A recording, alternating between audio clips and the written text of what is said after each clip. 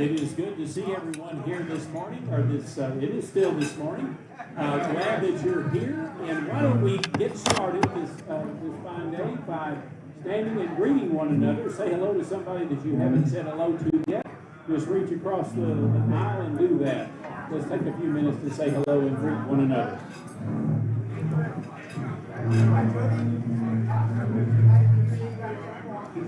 Hello, Mark.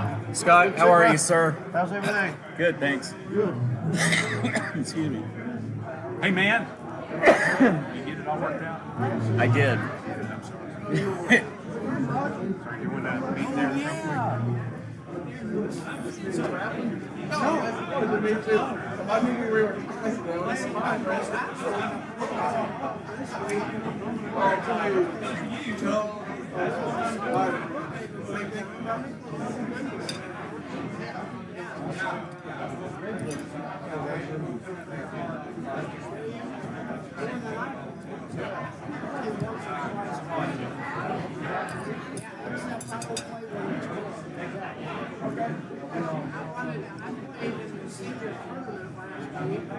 got second place in my flight. Great. And then this week I'm like, I ain't I think you're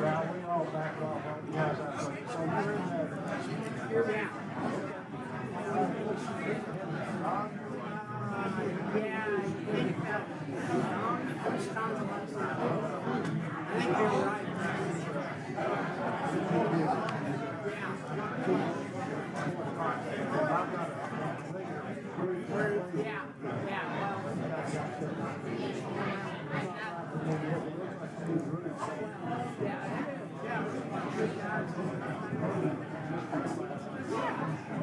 Hey, how are you?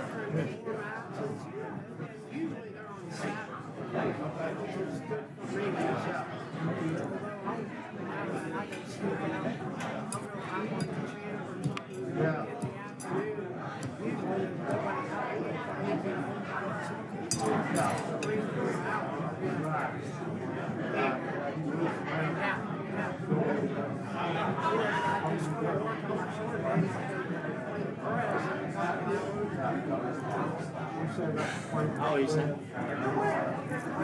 How are you?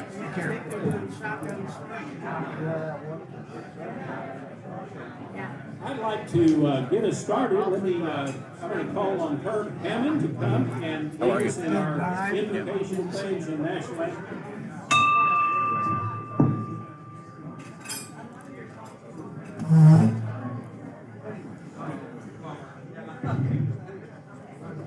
Do we have any concerns today? Okay, well, please bow your head in prayer. Heavenly Father, we thank you for the friends gathered here today, for the food that we are about to eat, for the fellowship of Rotary, for the opportunity to serve and grow spiritually. We thank you for the many blessings we enjoy, for the life you've given us, for the country we live in, for the freedom to read what we want to read, to speak what's on our minds, to act and to pursue our individual dreams. Father, in this time of rancor and hatred, in this maelstrom of swirling half-truths and falsehoods, help us to see above the fog of grievance and petty politics, to discern what's truly in our best interests, and to act unselfishly to achieve what's best for all. Help us to understand those whose viewpoints we don't agree with, and to appreciate cultures and lifestyles and religions that differ from our own, so that we may live in peace and harmony. Strengthen our faith and inspire each of us to lead in our families, in our neighborhoods, in our workplace, in our communities, and in our nation. Amen. Amen. Please join me in the Pledge of Allegiance. I pledge allegiance to the flag of the United States of America and to the republic for which it stands, one nation under God, indivisible, with liberty and justice for all. And now the national anthem.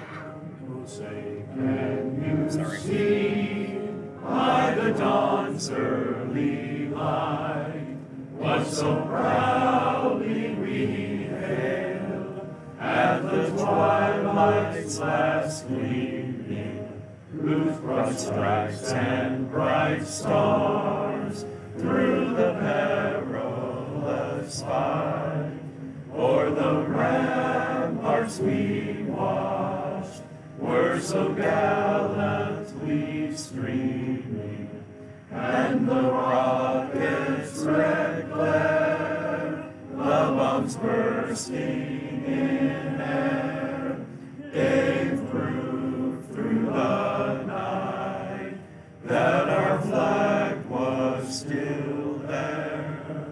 Oh, say does that star-spangled banner yet wave o'er the land of the free and the home of the brave? Thank you so much. You may be seated.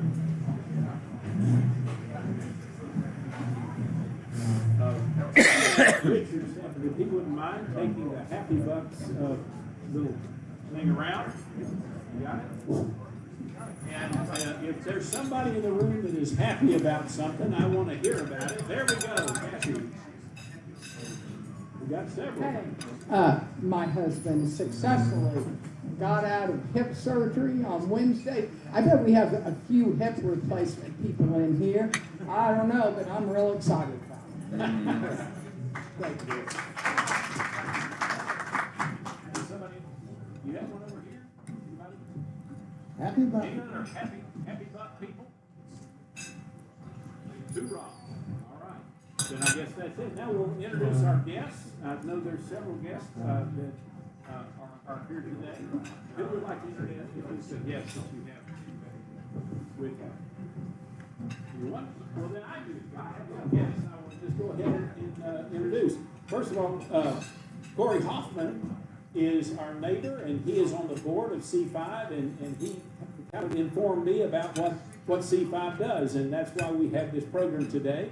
So let's give Corey a big round of applause. Now, he might look unassuming, but he's an important guy. He is the vice president of quality promotion for Toyota.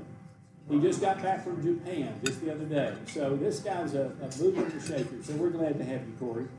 And then last but especially not least is my wife, Nancy. And she's here with us again. So let's give her a big round of applause. Thank you. You gonna introduce Kirby, right? Yeah, of course. Everybody knows Kirby. Say hi to everybody. We all know you, or most of us do. It's good to be back here. I started out at Park Cities Rotary. We moved to Fort Stockton to our ranch about 10 years ago. I'm now the president of the Rotary Club of Fort Stockton, and I brought a banner to exchange with you, sir.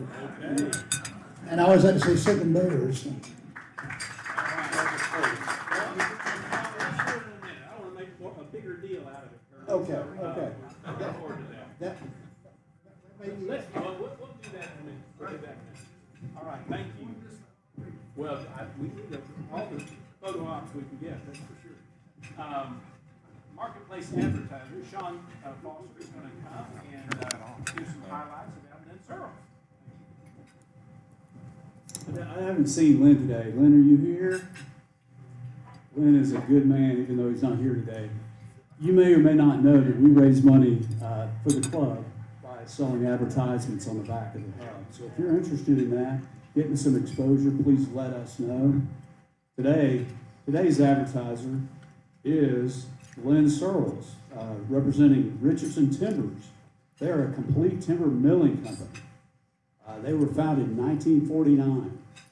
They specialize in millwood timbers and produce custom millwood products.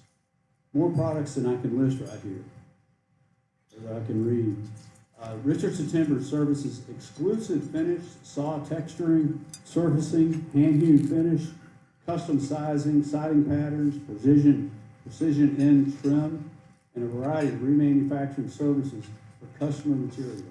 They combine the craftsmanship of yesterday and 75 years of experience with the technology of today to produce products that are both bold and beautiful. Their lumber and building supply customers provide timber from Richardson Timbers to builders who construct outstanding homes, buildings, and other structures across the United States. So let's give Len a round of applause for helping us out. Thank you, Sean. Appreciate that. Rotary Foundation, Greg Pate. Come on up, Greg. Greg is our chief POPA, I guess, of Rotary International, and appreciate all that you do. Thank you so much. Likewise, President Nolan. We're going to honor you real special sometime because our president is so modest and humble, became a major donor. Do you know that? President Nolan Duck. God bless you. Hey, I'd like to ask Patty Schaub if she's here today, and John Brown and Happy Franklin, if you want to come on up with me. I need your help in case I fall back. I saw Happy. Where is she? There she is. Hey, Happy Franklin, thank you. Yeah, that's perfect. You know, Rotary is everywhere. It's evolving, creating new programs, just like the DOG. It's getting rid of old programs, but advancing in the new ones, some of which involve massive fires in California, which destroyed over 15,000 homes, razed neighborhood, displaced tens of thousands of people, and it burned over 57,000 acres. But Rotary's there. The Rotary Club of Santa Monica has jumped into action as quick as they can by supplying spare bedrooms, providing money, clothes, and food. 30% of that club's members got wiped out. They lost their homes. Anyways, when we contribute to the Disaster Relief Fund, DRF, and there's a few of you I see out there that do, that fund, through the Rotary Foundation Board of Trustees, earmarks that money to different significant global disasters, like this one, okay? So we've got something in place. But in addition, there's also charitable foundations that can be created within a district, and then they can network globally, and other Rotarians, Rotary Club, and other districts can fund to their 501(c) through a specific district charitable foundation, which they have, District 5280, which is in Los Angeles, so contributions can go directly, specifically to that area. Just wanted to let you know that the wheels of Rotary are working in many ways, and they can hit problems right on top of it. Today, we have an opportunity through people who provide contributions, putting in significant contributions to keep the 7 areas of focus within the Rotary Foundation going. These 3 people include, but aren't limited to, Patty, we are so proud that you have stepped up and contributed as a Paul Harris Fellow to the Rotary Foundation. Patty Shaw, thank you so much for your contribution and becoming a Paul Harris Fellow.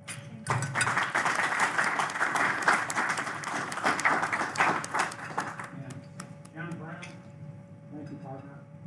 You always visit behind the scenes, and you so quietly give contribution.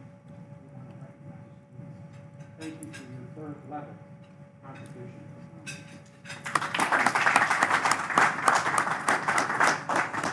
And last but not least, Happy Franklin, who's been a past president of our club, also past president of Uptown Rotary. And she's here thriving as a Rotary Foundation contributor, 8th level.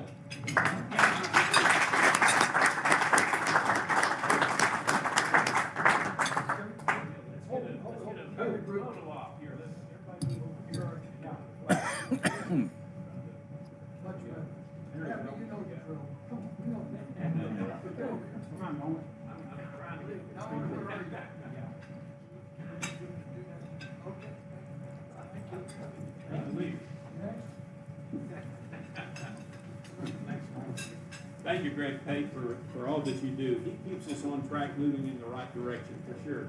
I want to call on Jill Jordan, if you'll come and share with us a little bit about the parade theme winner and what we can expect. Yes, so I need a drum roll. And the winner is America the Beautiful. We're excited about that thing, and Sarah Oliag is the one who suggested it, and thanks to all of the folks who made a contribution of theme ideas and to those of you who voted, so thank you. Thank you. It's going to be a great parade this year. You know, that is one of the biggest events we have, and it just is a reminder, all of us are on that committee. Every one of us need to be there and help out on the 4th of July. The Park Cities Rotary Club sponsors that 4th of July parade, and it is an amazing event, and 25,000 people show up, and we need to all be together and making sure that happens in a robust and exciting way. And I know that'll be the case this upcoming year. Now, Kirby Warnock, if you'll come on up here. Kirby is a past member of this club, and when I joined this club, he was an old member then. 20 years ago almost. So tell us about what you're doing right now and what's up. Yes, first off, I'm going to thank this club for sending my daughter Hallie to France as your Rotary exchange student. Linda Tunnell and Fred Spino were heavily involved in that. It was a life-changing experience for her. She is now an assistant DA with the Dallas County's DA's office, handling felony prosecution, so she cannot help you with your traffic tickets. I'm sorry. But anyway, yeah, we moved out to the family has had a ranch outside of Fort Stockton for over 100 years. My father and grandfather were from there. And 10 years ago, a lady came up to us at our home in Oak Cliff and offered us 3 times what we paid for it if we could be out by February 28th. And we said, yes, ma'am, we can. So we moved on out there. I'm now the president of the Rotary Club of Fort Stockton. And this club gave me my start, so I appreciate all y'all. I see a few familiar faces here. But anyway, y'all do good work. I'm tickled to be back here visiting. Thank you so much.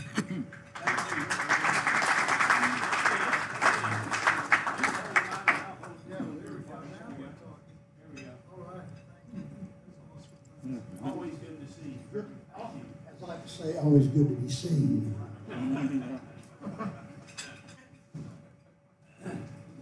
Okay. One of the things that we do so well in this club is we help each other out. And Sam Miller is someone that is not able to drive as well as he could in the past, and so he's really depending on us to help him. Scott McLean has done a good job of bringing him here. Sam's right over here. But Scott is not always able to pick him up. So if you could help when Scott's not available, or just talk to Scott or talk to me, let me know that you're available to help bring Sam here, and that would be a real blessing to him and us, because we'll have Sam here on a regular basis. So that's just a word of encouragement. Now the raffle draw. As you know, this room is full of winners. That is for sure. And some of you winners have purchased some raffle tickets today. And Bonnie's going to come up here. She's got the raffle, all of the copies up here. And I'll take that. Now, we're going to ask, Jimmy, would you mind picking out one of these tickets out of this raffle program?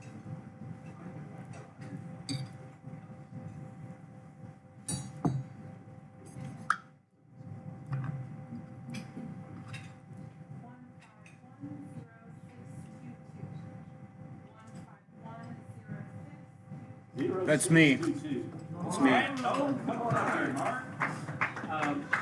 Now, what we do, we're raising money for our RCPC Foundation, which, this is what this is all about. And we've been selling these raffle tickets. We're up to, the grand total is $1,311. So you math majors can tell me how half of that would be. But, yeah, a whole bunch. So if Mark draws the ace of spades from this stack of cards here, he will get half of that. And so I know that he's a winner. He's always been a winner. And so we'll just see what happens here as he draws a card. All right, let's do it. Just one. Is that this That's one? one. That's one. What is it? King of Diamonds. King of Diamonds. Well, you know, he's been a winner, but now he's a loser. Yeah. So I'm sorry about that. Wah, wah, wah. I know. So there you have that. Okay, now it appears that I'm the chair of the day. So I want to introduce our speakers. I'm excited to do so. You know, as I mentioned, Corey Hoffman made me aware of this group several months ago, and we started talking about it. And C5 is an organization that works with young students in the DISD. This is C5 Dallas. And what they do is they work, the seventh graders apply to be involved in this. I might be getting some of this wrong, but they apply, and 72 of them are selected. Is that correct? And 72 are selected, and those 72 then launch into a 5-year program where they are helped and mentored so that they might become, you know, successful young people later on as they move through this program. Now, this is focused on underprivileged people in the young people in the ISD. And what's amazing about this is that 95% of these students actually go on to college from this group, and many of them, maybe all of them, have a scholarship as they go into school. So going to college. So this is a wonderful program that produces really amazing results. Now, Danny Bethune is the executive director of C5 Texas. She's a prominent youth leadership development, which is a prominent leadership development program for students in grades 8 through 12. With 2 decades of experience in the nonprofit sector, she has excelled in various leadership roles, including Chief Development Officer, Regional Executive Director, Director of Foundation and Grants, and Grant Management at esteemed organizations such as the Salvation Army, which we have members of that group here, Big Brothers and Sisters, Lone Star, and the Methodist Health System Foundation. She's a results-oriented, approachable leader. Ms. Bethune is dedicated to empowering young individuals and enhancing their global impact. Her areas of expertise include fundraising, fund development, executive leadership, strategic management, grants management and writing, organizational development, board development, and change management. Ms. Bethune earned an MBA from Dallas Baptist University. Yeah, good school. After she had a bachelor's degree from the University of North Texas. I mean, she's going to cheer everybody for us all over. But anyway, we're happy to hear from you. But joining her in this presentation today is somebody that I think we know. What is her name? Darren Woodson, who he is a 3-time Super Bowl champion and a 5-time Pro Bowl selection. Darren Woodson is often recognized as one of the greatest players to wear the Dallas Cowboys uniform. Amen.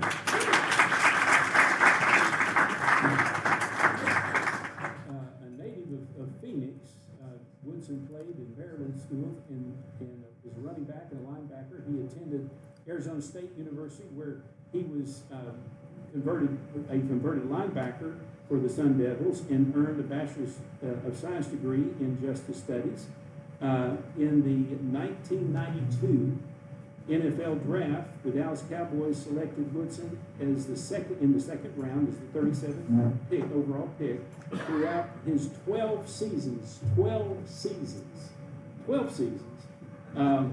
from 1992 to 2004 with the Cowboys, he earned a reputation as one of the hardest hitters and most ferocious safeties in the NFL. Woodson retired from the Dallas Cowboys in 2004.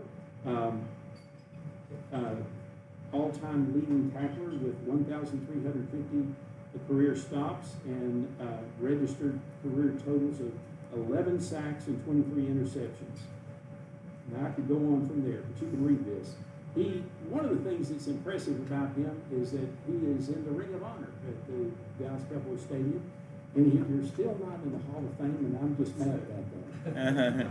But I'm going to get over it. I might have to just call somebody. But he is, you know, he joined ESPN after his career with the Cowboys and serves as an analyst in many different ways there.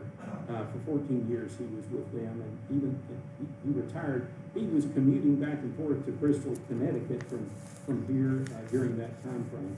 So transitioning out of that, he's gotten into real estate and other things. But one of the things I admire about Darren Woodson is the fact that he gives of himself to organizations like CPI. And that is a great thing, because it's encouraging to the students as they become a part of this, that somebody like Darren Woodson would be a voice or a part of this organization. So I want you to welcome both Danny and Darren as they come and share with us. We are so glad to have y'all here. Thank you.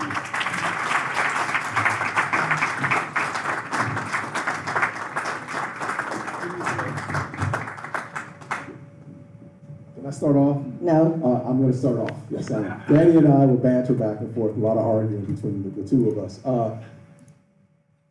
I had the opportunity today to say the Pledge of Allegiance. I had the opportunity today to sing the Star Spangled Banner with the people in this room. I can't thank you. You have no idea how big and important that is. I'm serious. Let's not stop blocking and tackling. Let's not stop blocking and tackling. What I mean by that, the foundation of what this country is all about, you represent and continue to represent. I speak all over the place, and I speak to a lot of kids who don't understand the liberties and the freedoms that we have in this country. And I don't want you to forget that. No, I'm serious. That's big to sit here today and say the Pledge of Allegiance today. It means a lot. So, go ahead, start. I'm sorry. I had to say it. I love it. Okay. Yeah, I'm good for it. I was going to say, I don't know if that's the last time I was able to sing the Star Spangled Banner. So yes. It brought back, it's overwhelming, but let's get started. Yeah. Danny Bethune, C5 Texas Executive Director. I've been there for almost 6 years, and I've had the pleasure of working with Darren that entire time.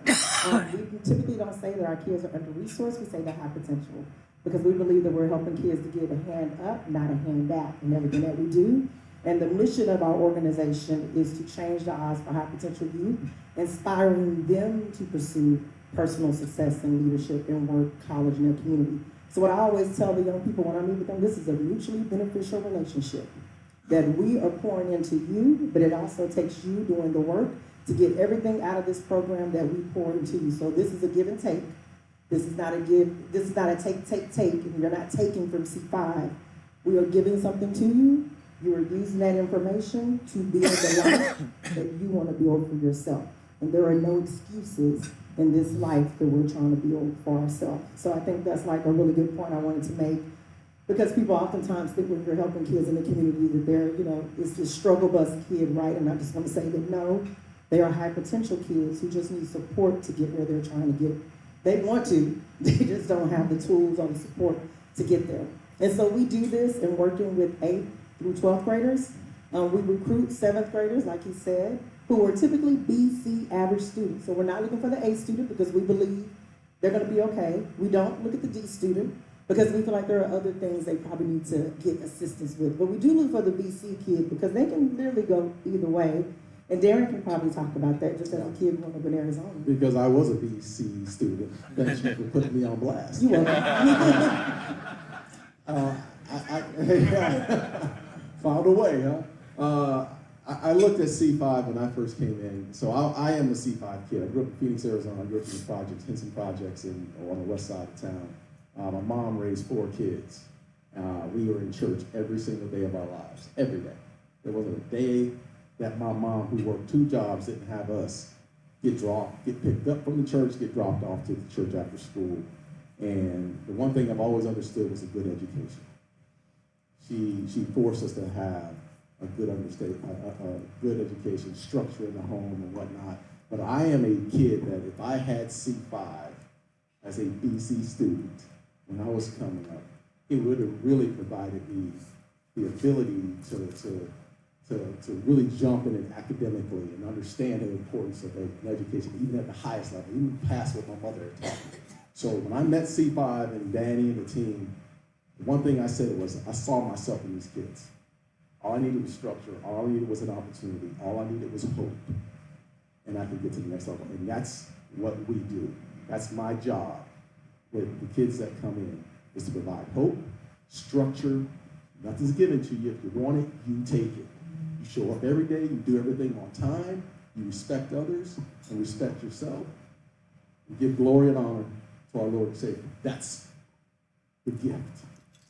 And that's what we're doing at C5.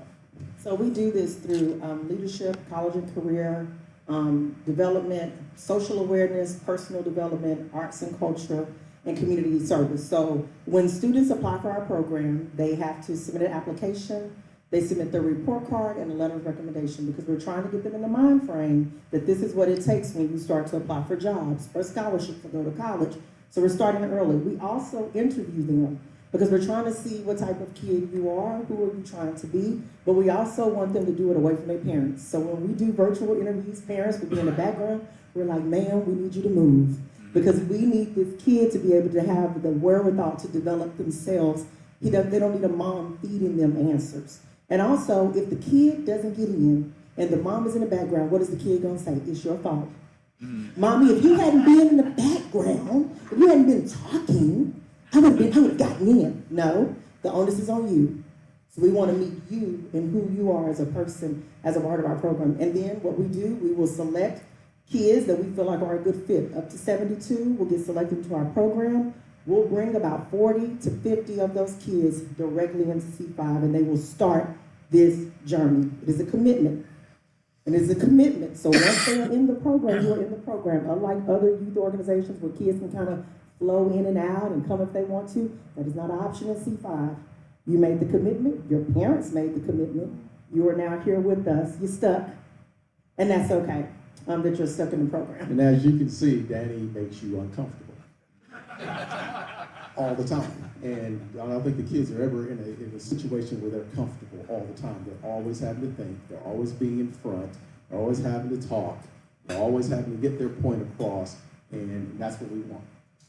We don't want balance. We want you to be uncomfortable. So when the time comes, you can speak for yourself. Yep. And so when people ask us what does the C5 stand for, it is for character driven. So that's what we're trying to teach young people, to learn how to lead themselves. Community focused, learn how to lead others. Challenge ready, learning how to expand your own horizons. College and career bound, looking to explore your future.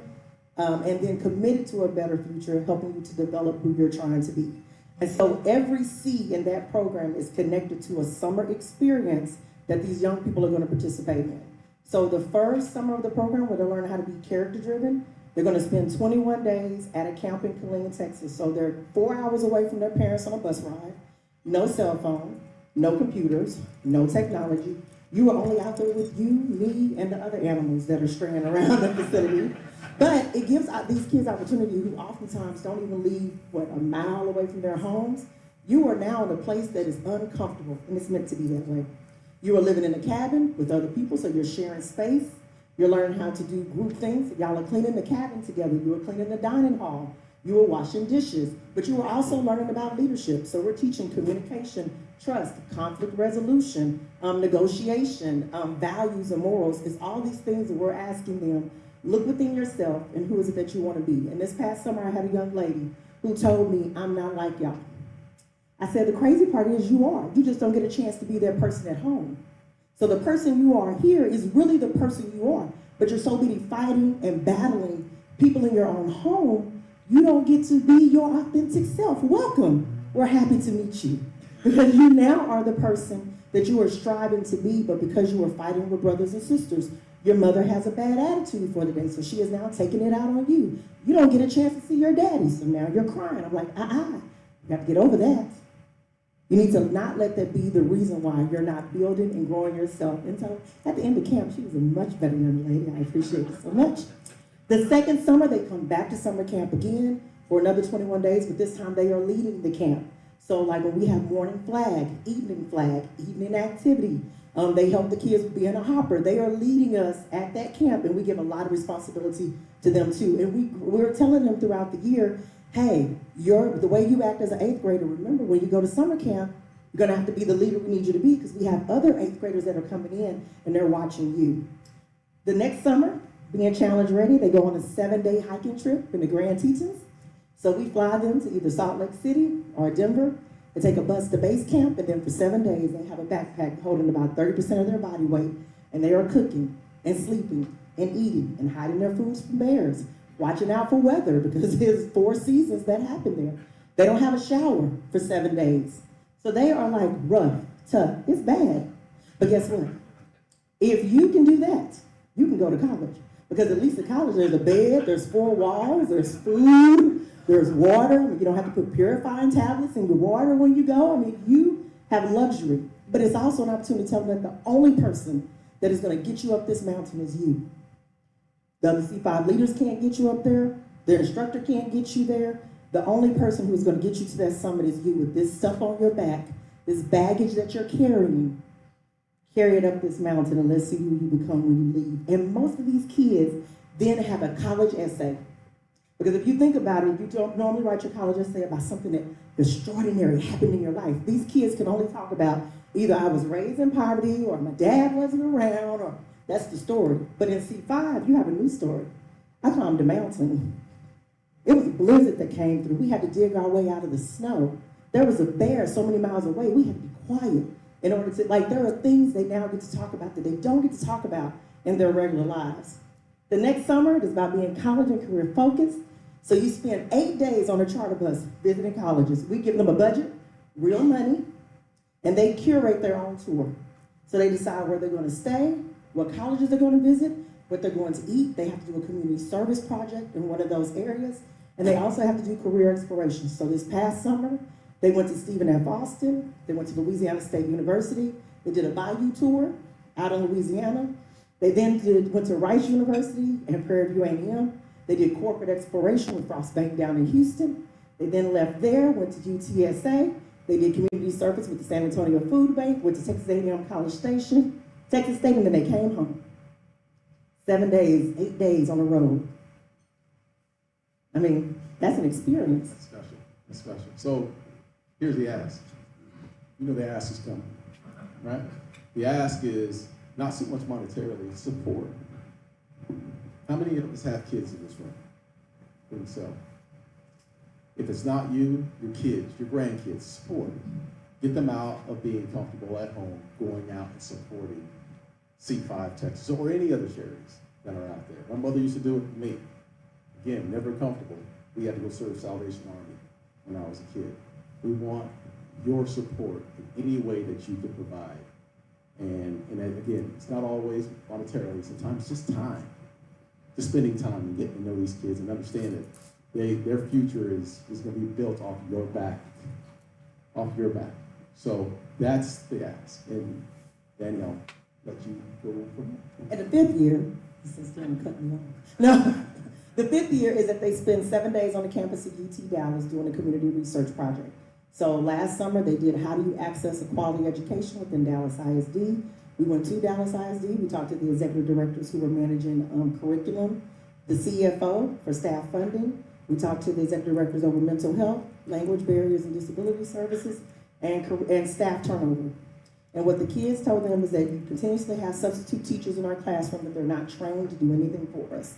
So they're like, we're still not getting education. They're like, we have this funding. The kids found out how funding is provided to a school district. So they came up with ideas about how they can fundraise on behalf. But they got a chance to speak to people who can make change within Dallas ISD. So this is the network that they now have that they typically don't get a chance to be a part of. And then during the school year, we focus on college, career, and community service. So between September and April, we are hosting sessions on Saturdays, which helps support the growth of our young people to achieve our C5 outcomes. So like this weekend, we're taking a group of kids to the Fort Worth Museum of Science and History. I'm from Fort Worth, so I'm excited to go back home.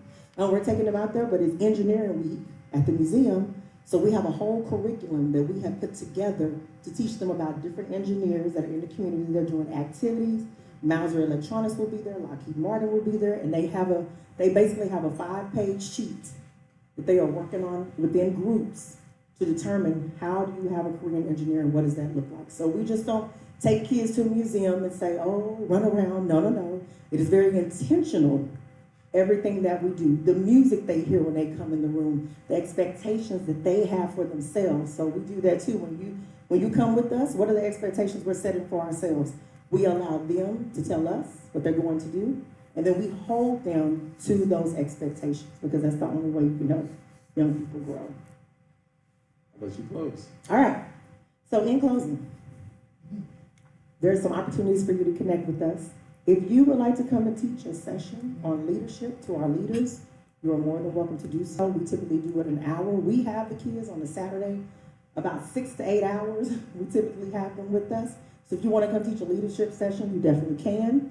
We also have interviews that we do with our 7th graders. They're virtual. Some of them are virtual, some of them on the campuses of Dallas ISD. You are more than welcome to do a virtual interview for us. It's really easy. We give you all the questions. All you have to do is ask them and write the responses from the 7th graders. If you want to support us by being a thought leader for our leadership summit, or even talking to our leaders about their career, we do career speed dating at a professional conference that we host every year. So if you want to talk about your career and what you've been doing, please share that with them. We always need school supplies and food. Have you ever fed teenagers? They are hungry people. And so we always need food donations, because we do feed them pretty much breakfast and lunch, or lunch and dinner, depending on the time frame that they're with us. We definitely have an Amazon Smile, so you can always go there. You can donate funds to support us. And then this is an old part, but we have a golf event that we host in October. So if anybody is a golfer and wants to come join us then, you can. And as a matter of fact, on February the 27th, we're having Urban Campfire. We will be honoring our Darren Woodson medallion winner, and we also will be giving out 4 $1,000 scholarships to alumni in the C5 program this year. And let me just give one quick story. This program works. And I'm gonna tell you why it works, because you meet 7th graders who don't know who they want to be, what they want to do, and what school they want to go to.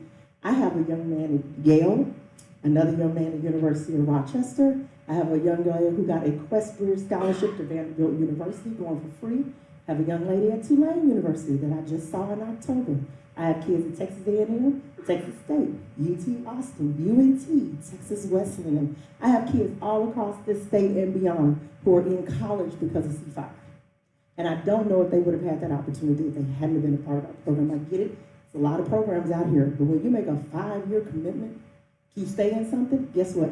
I know your mama, your grandmama, your cousin, I know all your relatives, right? So we have built a community that we allow these kids to be a part of, and they get a chance to network and say, yeah, I went to SOC, but I have a friend that goes to Texas State. Yeah, I might have went to Madison, but I have a friend at UT. They're building a network, and if we don't know anything else, your network is your net worth. Thank you. Thank you.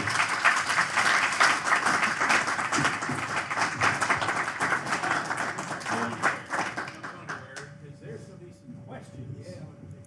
You're going to take that mic, and I'm going to let you have this mic. So there are some questions that everybody's going to ask you. So just Karen back here has first. I can probably shout it out. So how many students have gone through your program? We've had over 1,400 students go through the program since we started. While I'm holding the mic, is it 72 each grade, or are you taking in 72 each We're taking year? 72 so you got each grade. 300 and something. We didn't take a class of 2025 because of the pandemic. And so typically those 72 will sometimes, it'll go down to about 45 to 50 kids who will come in. But every year. But every year except the 7th grade. And you know, what's the attrition rate?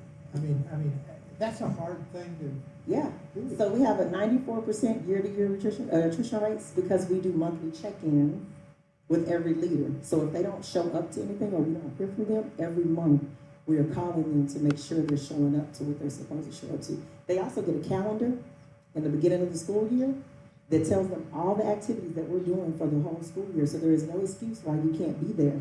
You have a calendar that's told you everything you need to know. So we are literally holding kids accountable to being a part of the program.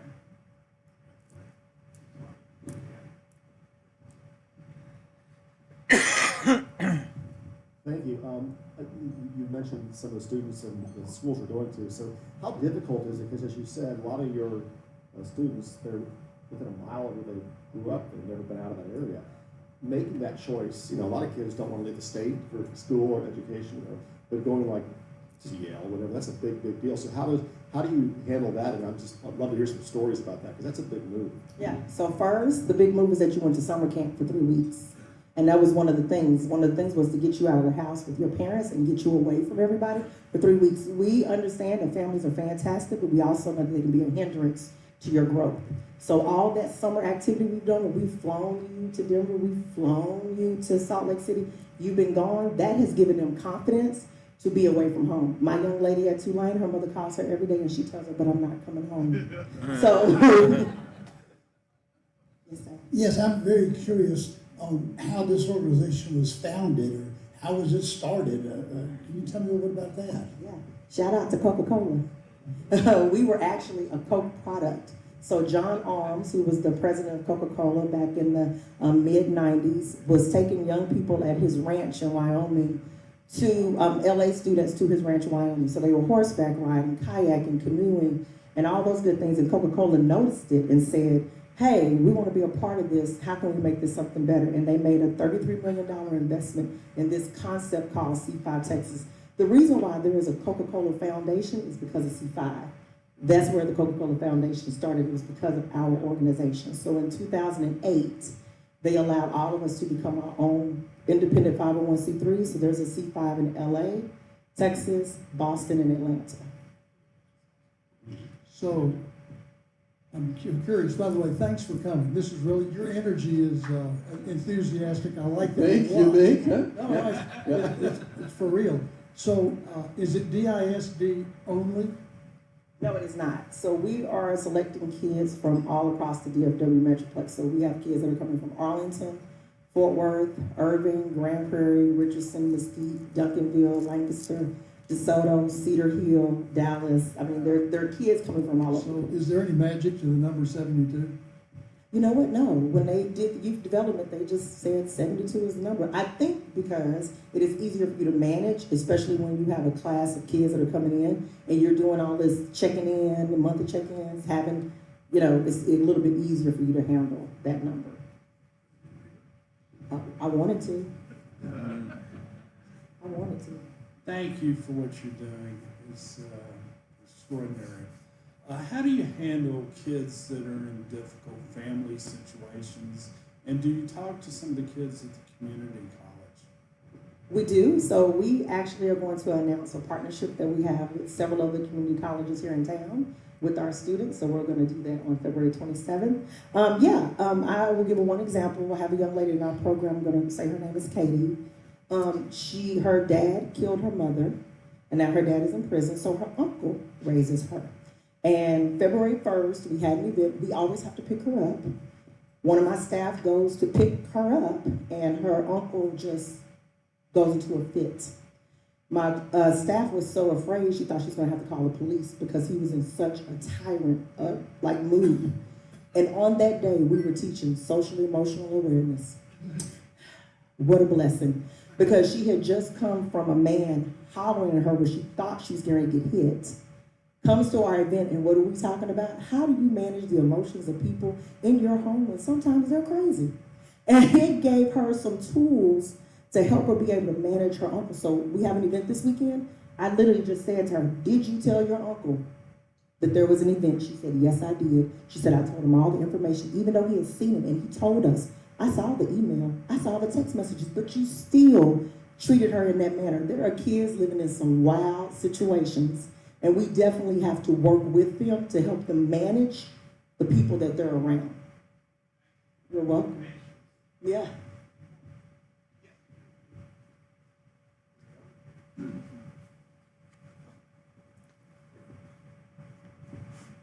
It's not every day Darren Wilson walks into the same room.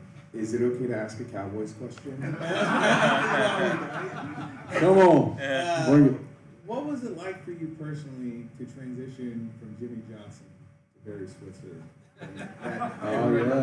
Yeah. It's been my life. My life has been full of transitions, right? But Look, I came in, I was drafted by Jimmy Johnson, was the head coach. And back then, it's just being honest with you here, Jerry wasn't really involved. Jerry was fighting and trying to raise capital for the Cowboys. Cowboys were, he purchased the team. They were struggling financially. So Jerry's entire job was sponsorship, and he was infighting with the NFL at the same time.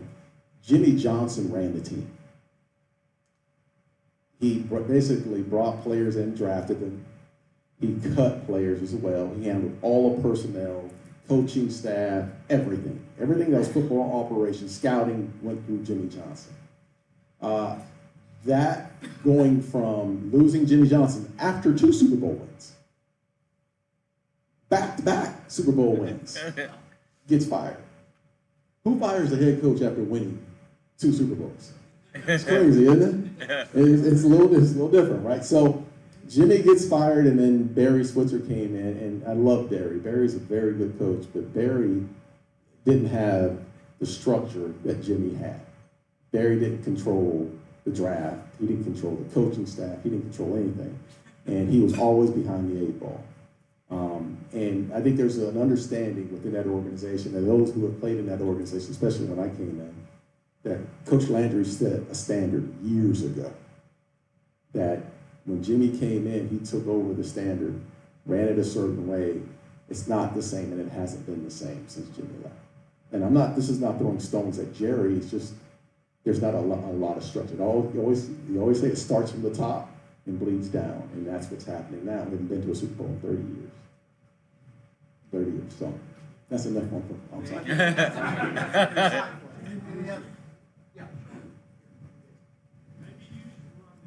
No, I love C5. That's what I got. Hey, thanks a ton for doing what you're doing. Where do you get your training and resources to be able to pass it down, or where did you, in terms of the leadership skills that you're teaching them? Yeah. Because obviously it's working. It does. The curriculum. Yeah, that curriculum that they put together all those years ago, it works. And literally when I hear youth organizations talk about some of the things they're talking about now, C5 already had it implemented. So we're not having to go, we're not catching up. We're not catching up. We're already where they wanted youth to be in their curriculum. So in the summertime, there's an 18-module leadership curriculum that they follow. During the school year, we have a curriculum that we follow for career exploration. We tailor it to the needs of the young people, but otherwise it's all there. Again, thank you for all y'all do. It sounds like an incredible program, but I wonder if there's any planning on expanding it. I mean, I could see one in Dallas and one in Arlington and one in Fort Worth, and you know, you do such good. It's a shame that you don't offer it to more students. You want the real answer why it's not expanded? It's expensive. And I mean, like, when you think about sending kids to camp for 21 days, an average camp is $2,500 a week for a kid, just a regular kid, to go to camp. So we have about 75 to 80 kids that are at camp over the summer. It's expensive to fly kids to Salt Lake City. Then we partner with the organization that takes them on a hike. That's about $4,200 that we're spending per child just to get them on the hike. Then you're 7 days you're spending money on hotels, dorm rooms, 3 meals a day plus a snack. It's a worthy program, but it's not a cheap program either. Yeah. That's why you have people like Corey. Like there's certain people that when they get involved, they get involved. This is not a part-time gig. I'm being serious. This is not part-time. You know, we always talk about giving back, and it's what we're built on, right? Is giving to those who are less fortunate. Well, this is a commitment. It truly is a commitment, and that's what's so heartwarming about it is when I see kids that go to college and then they come back and they say, thank you. So they know what it took. They know what it took to have the support from the community, from the leaders within C5. They know what it feels like, and they understand it. So it is a commitment. So related to what you're talking about, the cost, do you have, question I was kicking around, what percentage of your budget is supplied from the private sector versus, do you have corporate sponsors? Is that something that, maybe you're looking to expand? Yep. Something? Always. So we receive about 50% of our funding from foundations, grants, private grants more than anything. We don't receive a lot of public funding. The typical public funding that we receive is a one-time gift. So it's like the city of Dallas had a grant. You apply for it, you get one time, but there is no consistent like federal funds we get. About 10% of our funding is from individuals. Another maybe 15% is from corporations. And then the rest of it we're doing with special events that we host and then other third-party events. So like when somebody has a Jean Day and they donate to us, but a lot of our funding is boots on the ground, calling people, texting people, emailing people. But we are looking to expand our corporate support for sure. Thank you so much, both of you, for coming.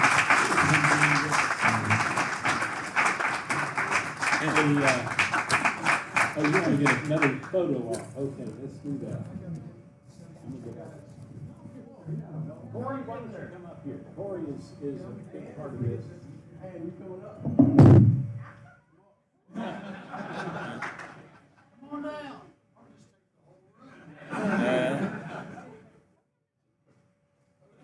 Here we go. Y'all look here and smile like you're happy. There you go.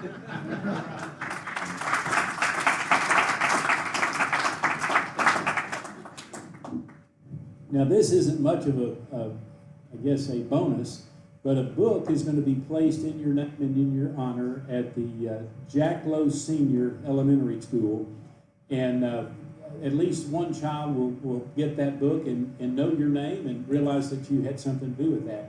In addition, your organization had, applied for a grant with our foundation, and our board agreed that we were going to send that grant on to the board to be voted on next Wednesday. But I think there's going to be some money coming y'all's way from our foundation to help with all that. You bet. Don't ever make the ask. Let me make the ask. If there's any board members in this room, I'm asking you now to support C5 Texas. Please consider us for it, but you never leave a room without ask. Thank you so much.